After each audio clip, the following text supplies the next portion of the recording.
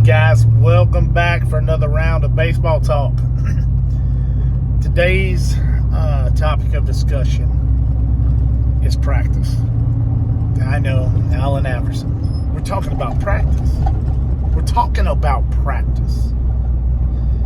But one of the things that goes unnoticed to parents and coaches, a lot of coaches. I'm not talking about experienced coaches and coaches that have the knowing and the knowledge to know what to do. I'm talking about coaches that just don't understand. They don't get it. If you practice without a plan, you're not practicing.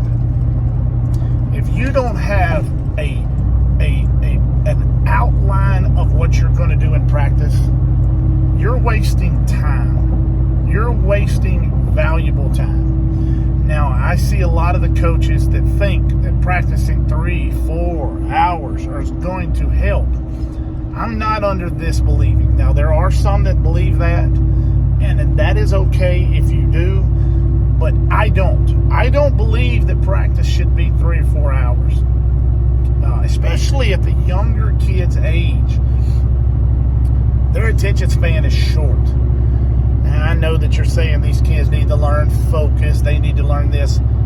No, they need to learn at a young age. And when I say young, I mean anywhere from 4, 5, 6, 7, 8, 9, 10, 11, 12. They need to learn how fun the game is when done right. They need to learn that fundamentals are important. They need to learn that practicing harder than you'll ever play is important. These things aren't taught by coaches. They need to be taught that conditioning is not punishment. Conditioning is what you do to become a better ball player, to strengthen your legs, to strengthen your lungs. That way, late in games, when the other team gets tired, you won't get tired. Too many coaches nowadays, and I have a lot of experience watching some of these other coaches, they punish with just running and running and running. You're making the kids hate the game. Conditioning can be done in many ways. It can be done with base running. It could be done with long fly balls in the outfield.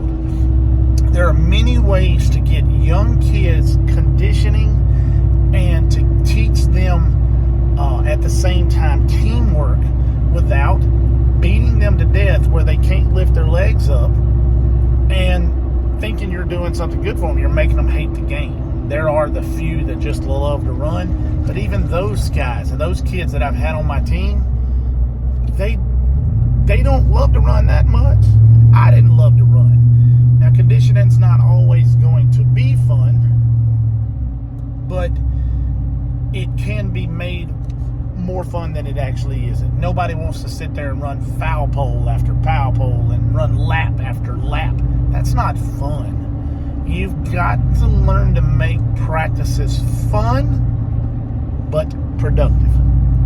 I mean, there are ways to add in conditioning. You can hit a grounder and then make them chase it for a bunt. You can put them in right field and hit them a ball to left field where they have to hustle after the ball real hard and get the ball. You're teaching them a few different things at the same time, but you're getting conditioning. Of course, everybody knows bad practice. You take a few swings and you run on your last one. But there are ways to do it and increase everybody's productivity on the field. I'm not saying I'm the greatest coach in the world, but I do know a lot about coaching. And I do know how that I've never had a player quit. I've never had a player not come back. And I've never had a player not give me a hug or say, hey, coach, when I see them in public. Because they love to play for me. And I've won a lot of championships and a lot of games. And I'm not bragging on myself. I'm simply stating the point that there are ways to do things and there are ways to not. Making a kid run 8 laps, because, he missed a ground ball. That's dumb. I don't punish physical mistakes because a physical mistake is something that I should be punished for.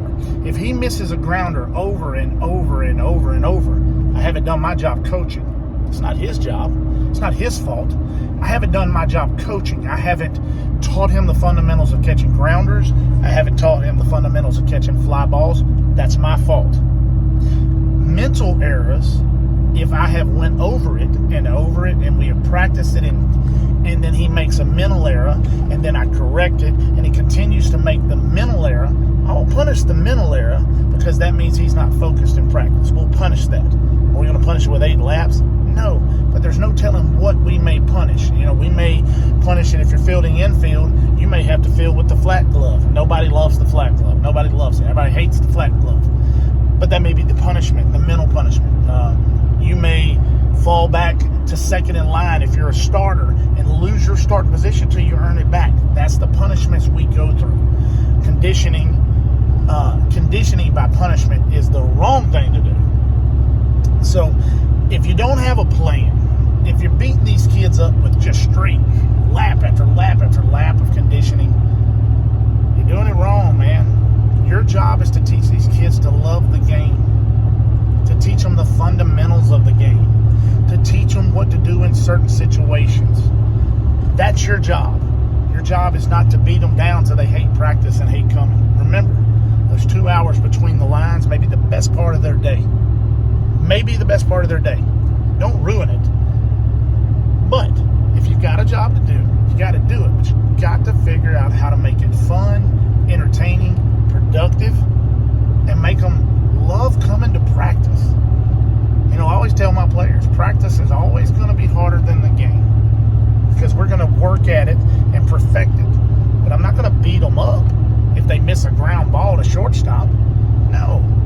He didn't move his legs correctly. My fault. I got to get better and go back to the basics and teach them some lateral movement, teach them how to get the ball, how to round off, and things that they need to know. Guys, I hope you understand that today's coaches, they just don't know what they're doing a lot of times, but they're ruining kids' passion for sports. Now, I know some of you are going to come in here and say, it ain't my job to babysit them. You're not babysitting them. You're teaching them to be young men. And it is your job when you become a coach to take care of these kids, to take care of each and every one of them, and to see it through, see the job through. So don't come at me with this, it's not my job to babysit them. You're right. It's not your job to babysit them. But it is your job to teach them to be responsible young adults. And it's your job to do it the correct way and to make it fun and enjoyable.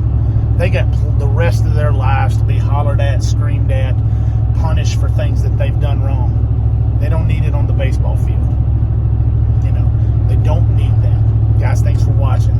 Thanks for subscribing. If you don't do baseball, carry on. You don't have to watch this. I don't need no crazy comments. If you have a difference of opinion, you can be respectful and put it in the comments below. But if you get crazy, I'm just going to block you and kick you out because I don't play that mess no more. This is my page. Thanks for watching. Thanks for subscribing. Ring the bell.